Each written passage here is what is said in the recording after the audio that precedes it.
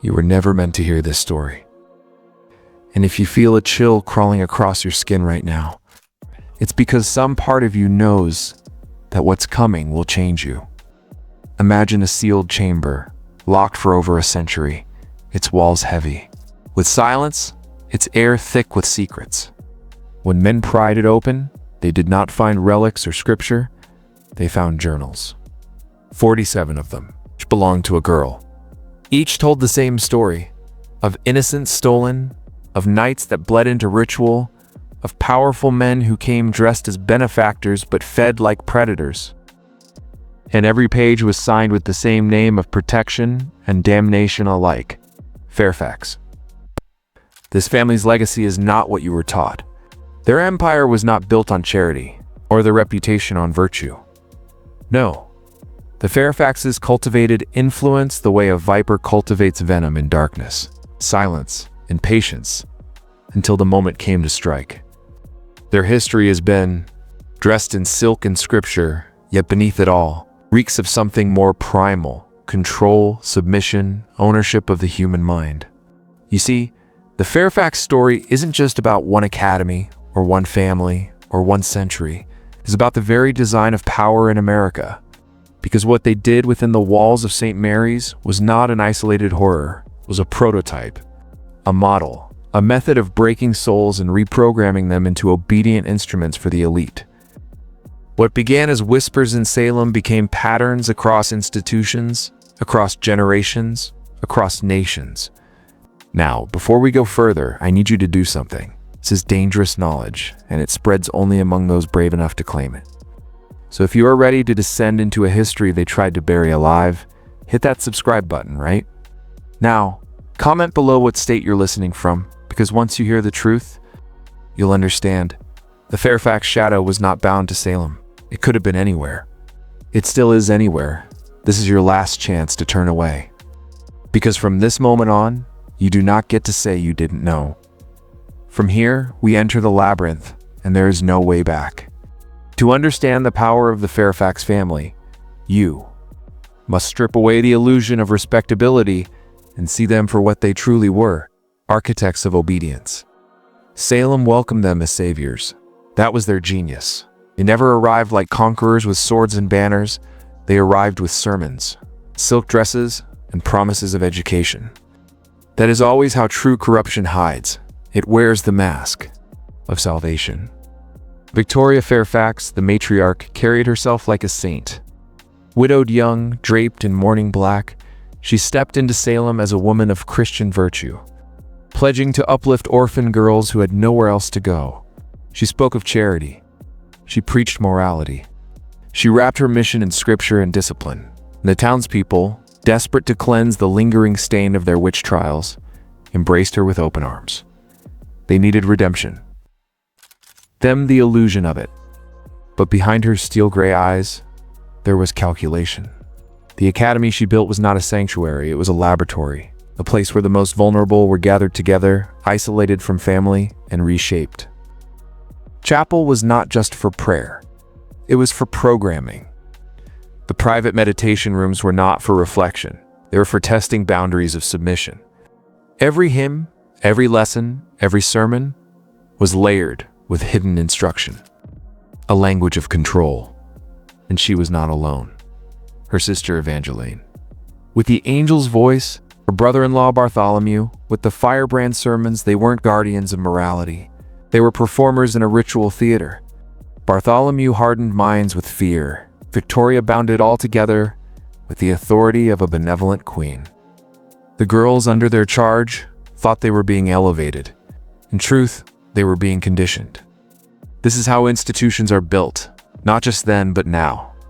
You believe you are receiving education, discipline, opportunity, but beneath the hymns, the uniforms, the lectures, what you are truly absorbing is obedience.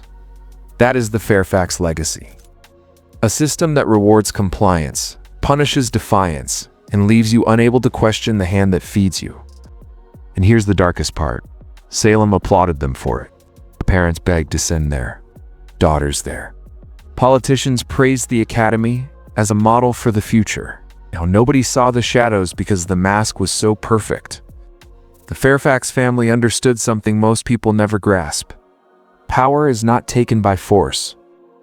It is given freely, willingly by those who believe they are being saved. Once given, it is never returned. At first, the changes were almost invisible. A girl who had once been vibrant now sat silent in chapel. Another who had laughed easily began to speak only in whispers. To outsiders, it looked like discipline, the refinement of rough orphans into polished young ladies. But to those who truly looked like Mrs. Abigail Thornton, the seamstress who delivered clothing each week, the transformation was chilling. She noticed their eyes first. Eyes that once sparkled with life now seemed glassy, as though the girls were walking through a dream, not of their own making. Their movements were slow, mechanical, almost rehearsed. When they smiled, it was the smile of someone instructed to do so, not someone who felt joy. Some carried bruises on their arms, scratches across their hands, always explained away as accidents. Always dismissed with a smile from Victoria Fairfax that froze the blood in Abigail's veins. But what disturbed her most was what she began to see after dark: carriages arriving in silence. Well-dressed men slipping through side doors, faces hidden by brimmed hats. They never came through the front gates. They never stayed until morning. And always the next day, the girls seemed even more hollow than before. Then came the sounds. Flickering lights behind the chapel windows, shadows that did not move like prayer. Muffled cries carried across the wind at night cut off quickly, as if a hand had pressed them down. Mrs. Thornton told herself she was imagining things. Salem had always been a place haunted by whispers, and yet the pattern grew impossible to ignore. The first death was explained as fever. Hannah Whitmore, barely 13. Her funeral was conducted swiftly, her body buried behind the academy walls. No parents came because she had none left. Victoria wore black, her voice steady as she told the congregation that the Lord had called another child home. But those who saw her swore that her grief looked more like satisfaction. The town didn't question. Why would they? Illness took children all the time in those days. But Mrs. Thornton knew. She'd seen the flickering torchlight. She'd heard the screams. And she had looked into Hannah's eyes only days before, eyes begging for a rescue no one was willing to attempt. This was no fever. This was the beginning. The Fairfax mask had not yet slipped for the public. But behind closed doors, it was cracking wide open. And what leaked through those cracks was not education. It was corruption, ritualized and perfected, hidden beneath the hymn of virtue. By the winter of 1813, St. Mary's Academy stood like a fortress of virtue overlooking Salem Harbor. To the townsfolk, it was a beacon of refinement. But inside its walls, something was rotting. The deaths did not stop with Hannah Whitmore. Within weeks, 2 more girls were gone. Each death explained as fever or natural weakness, signed off by Dr. Edmund Fairfax, the family's cousin, and conveniently the county coroner. No questions asked, no investigations opened. Each girl buried quickly in the academy cemetery, her grave marked with nothing more than a plain stone cross. To the community, these tragedies were dismissed as the unfortunate costs of orphanhood and poor health. But to those who paid attention, the few who dared a darker pattern was visible. The ones who died were always the orphans, the charity cases, the girls with no family to mourn them or demand answers. The paying students' daughters of wealthy Salem families survived. They were subdued, yes, but alive. They were witnesses, not victims. The real sacrifices were the disposable ones. And while bodies vanished into shallow graves, the survivors changed. Their spirits seemed hollowed out. Margaret Sullivan once, the spirited Irish girl, now moved like a shadow of herself. The light in her eyes had been replaced with something desperate, something unspoken. Priscilla Morse, the quiet reader, grew thinner and weaker, until she too was found lifeless in her bed. Every girl who remained bore the weight of silence.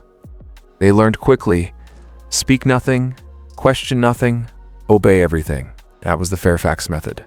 What began as moral instruction revealed itself as psychological engineering. Isolation, deprivation, fear, followed by small doses of praise.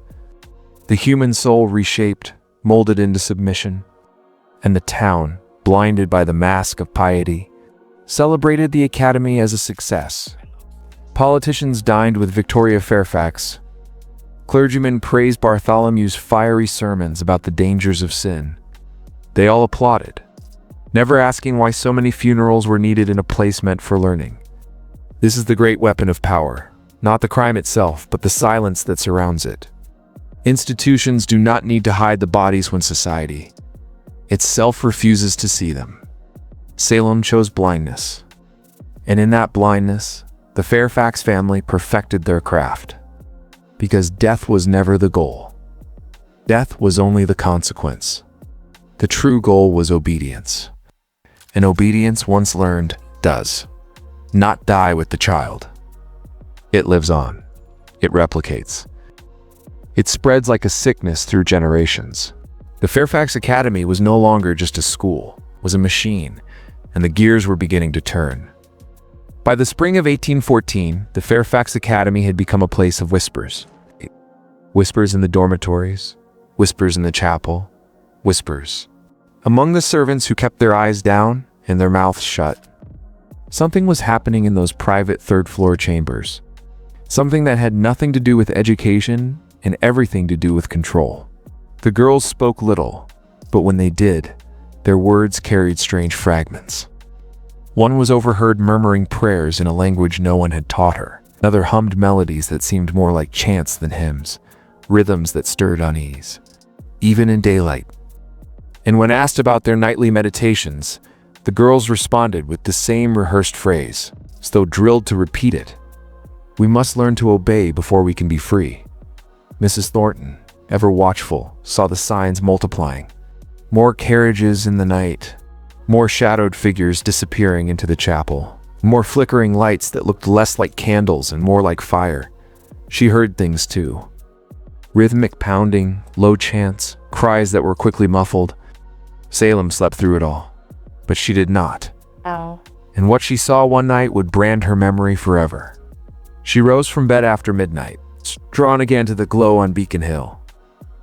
Through the chapel windows, she saw silhouettes, girls kneeling in a circle, heads bowed, hands clasped. At the center stood Bartholomew Fairfax, his tall figure cast against the firelight, his voice carrying words she could not fully hear but felt in her bones. He moved like a conductor of some dark symphony, while the girls repeated his cadence. It was not prayer, it was programming. And Victoria watched. She was the architect, and her brother-in-law was only her instrument. Evangeline's voice rose above the chant, singing notes so haunting they seemed to bind the room and spell like silence. It was beautiful. It was horrifying. Truth was now undeniable. This academy was not simply teaching girls. It was breaking them down, stripping them of identity, and rebuilding them into something else, compliant vessels. Trained instruments, obedient extensions of the Fairfax will. And this was the revelation most men never grasp. Once obedience is burned into the soul, the body follows wherever commanded. The Fairfax family had created a system that turned innocence into servitude, not by chains, but by ritual. Ritual repeated becomes culture. That is why their influence lasted. It's not because they killed, but because they transformed. Fairfax Academy was not a school, it was an initiation. You may think this is just a story from 2 centuries ago. Salem, orphans, a forgotten academy. But the truth is far darker and far closer. Because what the Fairfax family built was not confined to one building. It was a blueprint, and blueprints survive, they replicate, they adapt to their age. Look around you now. Is obedience not still define the world? Children raised in schools that teach compliance before creativity. Citizens told what to fear, what to consume, what to believe until the cage becomes invisible and they mistake it for freedom. This is the Fairfax machine, refined for the modern age. No more flickering torches, no more chants in hidden chapels. Now the rituals are cleaner, quieter, disguised as progress. Yet the goal has not changed. Control the mind and the body follows. You've seen it, felt it. Every time you sensed that the choices offered to you were not real choices, every time you noticed that speaking the truth costs more than repeating the lie, every time you realized that what they call freedom comes with conditions you never agreed to, that unease in your chest, that was the echo of Salem. That was the Fairfax design, alive and thriving in the 21st century. And here's the part they never want you to realize. Once you see it, you cannot unsee it. That's why dangerous knowledge spreads only to the few who are ready. Most men will turn away. But you won't. You've come this far, and now the mirror is turned on you. You are ready to step out of the sleep they designed for you. I need you to prove it. Right now, type in the comments not once, but twice the phrase, "I will not bow."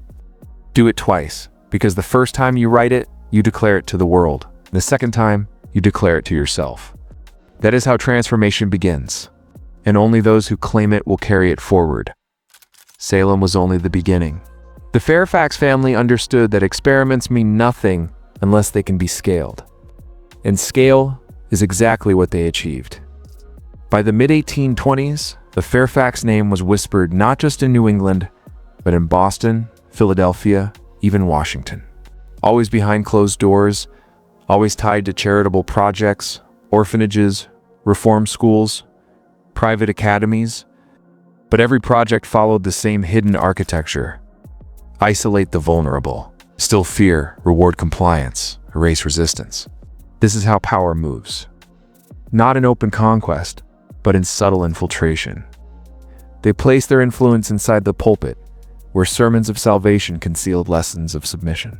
They placed it in politics, where public safety became the excuse for secrecy, and where records of their academy were quietly sealed away. They placed it in medicine, where Dr. Fairfax and his allies determined which deaths were investigated, and which were declared natural causes. Each time, society applauded them for their virtue. But the Fairfax family's true genius was not just domination, it was camouflage. They hid in plain sight. When people thought of corruption, they imagined crude criminals, bribes, scandals. But the Fairfaxes wrapped their control in morality. Their enemies accused them of piety, not perversion. Their critics were dismissed as jealous or unstable.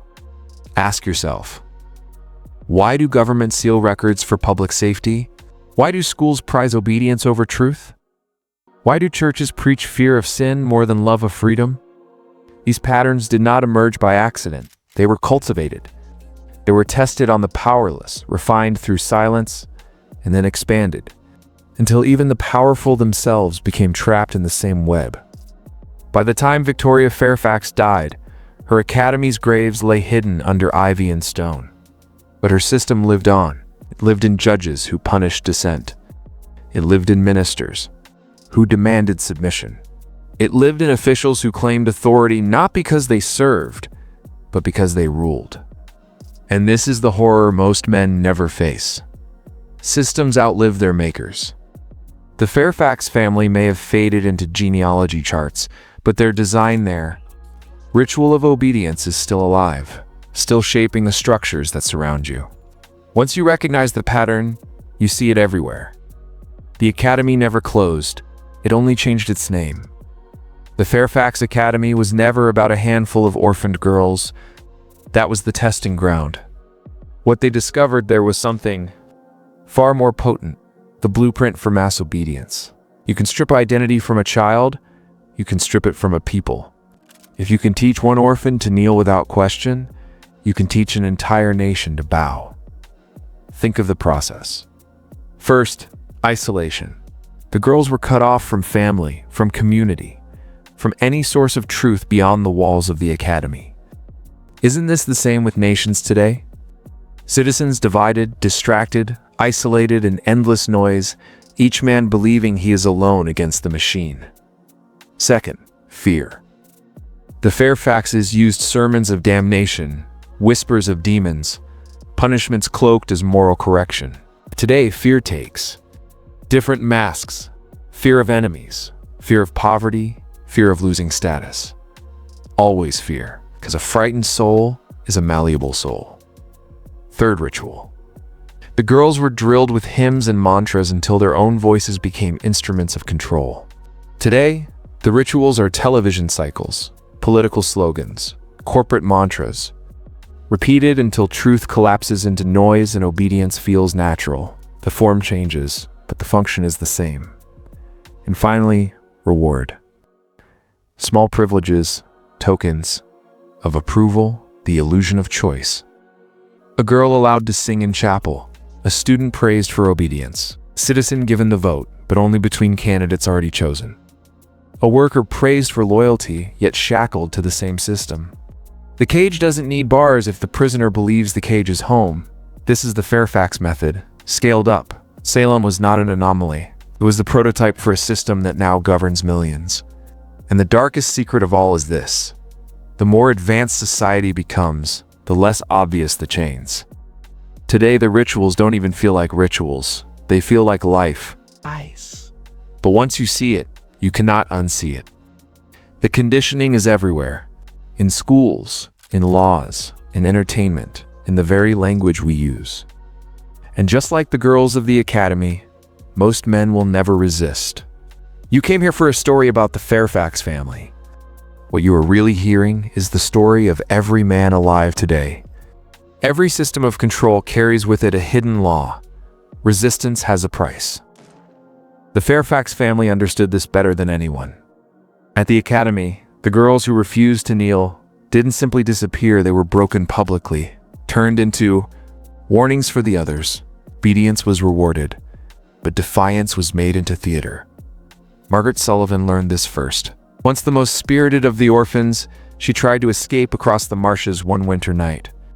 They found her the next morning half frozen, dragged back into the chapel where every girl was forced to watch as Dove Bartholomew thundered about rebellion being the seed of damnation. Margaret never spoke again. She lived, but the light in her eyes was gone. She had become the Fairfax lesson. This is the price of disobedience. And if you think that was only the cruelty of a bygone century, ask yourself, why do whistleblowers vanish into prison cells? Why do dissidents end up discredited, destroyed, or dead? Why does anyone who speaks against the machine become a warning to the rest? The system does not just punish rebellion, it performs the punishment so others will obey. That is the genius of the Fairfax design. Fear is never wasted. It is recycled. Every act of defiance is twisted into another layer of control. And this is why the machine grows stronger, not weaker over time. Each failed rebellion teaches the system how to prevent the next one. But here lies the paradox. To resist is dangerous. To comply is death by a slower poison. Those who obey live longer, but not as themselves. Those who resist risk losing everything, yet they remain alive in the truest sense, even if only for a brief burning moment. This is why the academy graves were silent, but the story still lives. Someone remembered. Someone carried the fragments forward. And that someone right now is you. You feel it, don't you? The unease that the rituals of obedience in your own life were never yours to choose. The sense that every choice offered to you is already written by the same hands that designed the Fairfax blueprint. That's why you're here, still listening. Because somewhere deep in you, a voice has already whispered the forbidden thought, I will not bow. The danger of seeing is real, but the greater danger is blindness. The Fairfax Academy may have crumbled to stone and ivy, its windows shattered, its graves unmarked, but do not mistake ruins for endings. Buildings collapse, families fade, but systems endure. The Fairfax method has no need for a chapel on Beacon Hill anymore. It has no need for torches, or sermons, or locked dormitories. It no longer recruits only from the poor, the orphaned, the forgotten. Today, it recruits from you. From every screen you touch, every voice you trust, every ritual you perform, without question. And here's the truth you were never meant to hear. The academy is not a ruin. It is a mirror. Look closely enough, and you will see that you have already walked its halls. You have already knelt in its chapel. You've already spoken its mantras, even if you did not know whose they were. The Fairfax circle was never broken. It only widened, carefully. Who taught you what to fear? Who taught you what to obey? Who taught you that to kneel was noble and to question was dangerous? If you trace the answers far enough, they all lead back to the same place. Salem was only the first seed. Harvest is all around you now. Now that you see it, the question is no longer about history. It is about you. Because the Academy has always demanded one thing above all else: choice. Obey, and you remain comfortable, safe, asleep. Refuse, and you awaken. But awakening means they will see you too. So choose here and now. Will you carry the Fairfax curse, smiling as the rituals consume you? Or will you step into the cold, with nothing but your own voice, and say the forbidden words out loud? Say them now in the comments. Write them twice. Write them until your own hand shakes. Write them so the machine knows you saw through its veil. I will not bow. And understand this: the moment you do, the circle will turn toward you, because the Fairfax Academy is still alive. And now, it knows your name.